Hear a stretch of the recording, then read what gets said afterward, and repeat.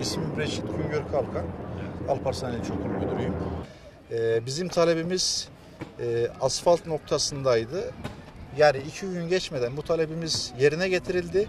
Sadece okullar için değil, ana caddelerimiz, ara caddelerimiz, sokaklarımız bu şekilde daha derli toplu, daha düzenli bir şekilde modern çevrecilik ve şehircilik anlayışı doğrultusunda çalışmalar yapıyor. Son derece mutluyuz bu uygulamadan. Sağ olsunlar, var olsunlar. Başarılar diliyoruz belediyemize. Adım Özlem Özer, Mehmet Akif İnan'da beden eğitimi öğretmeniyim. Bu konuda Şahinbey Belediyesi'ne gerçekten çok teşekkür ederim. Çünkü ne zaman bir ihtiyacımız olsa yazıyoruz, hemen ilgileniyorlar. İşte gördüğünüz gibi zaten okulumuz asfalt oldu, işte çizgiler çizildi. Kapari spor sahası yapılacak, bunun sözünü aldık.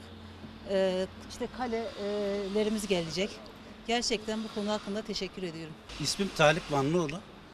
Benim Türkçe öğretmeni olarak en çok takdir ettiğim kitap okuma ve yarışma düzenlemesidir.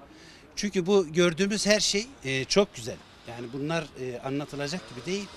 Fakat bu kitap okuma ve yarışma yapması Şahinbey Belediyesi'nin benim için çok büyük bir proje.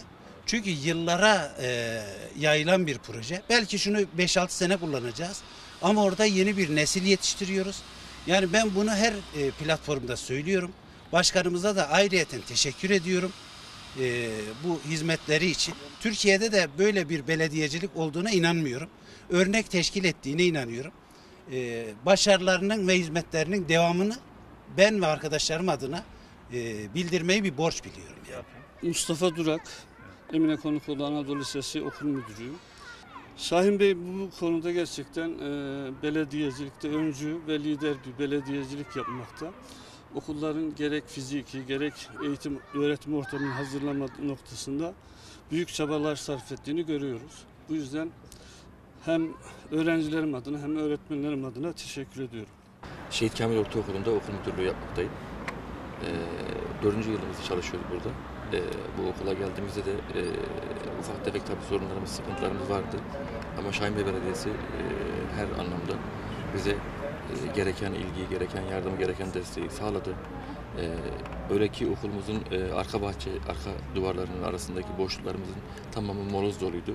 O molozların atılıp tekrar kilit taşı döşenmesini sağladık onların aracılığıyla.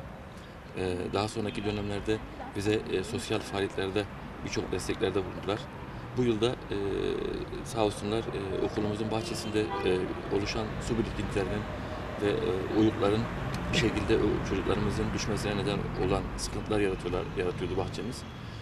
Bahçemizi komple baştan aşağı asfaltlayıp çocukların da oynayabileceği şekilde oyun çizgileri oluşturdular.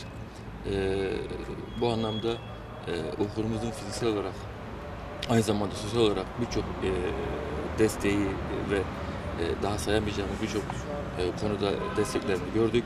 Ben buradan özellikle Şahinbey Belediyesi Başkanımız Sayın Mehmet Tanmazoğlu'na ve bütün ekibine baştan sona ilgilerinden, alakalarından, yardımlarından ve desteklerinden dolayı sonsuz teşekkürlerimi sunuyorum, saygılarımı sunuyorum. Bizim belediye bir telefon kadar uzağımızda, öyle söyleyebilirim. Mesela bu sene 2018-2019 eğitim öğretim yılına başlarken zeminimizin deform olduğunu ve bu şartlarda eğitim yapmamızın zor olacağını ilettik. Çok kısa sürede zeminle beraber üstüne hani bir pasta olur da pastanın kreması çikolatası olur ya, o şekilde zeminle beraber hem banklarımız onarıldı hem çöp kutularımız onarıldı, zemin halledildi. Yanı sıra diğer hizmetlerden, hangi hizmetlerden faydalanmak istesek, okul olarak hangi bir yerde gücümüzün yetmediği bir nokta olsa belediyemiz sağ olsun tüm çalışanlarıyla yanımızda. Yine yeri gelmişken teşekkür ediyorum.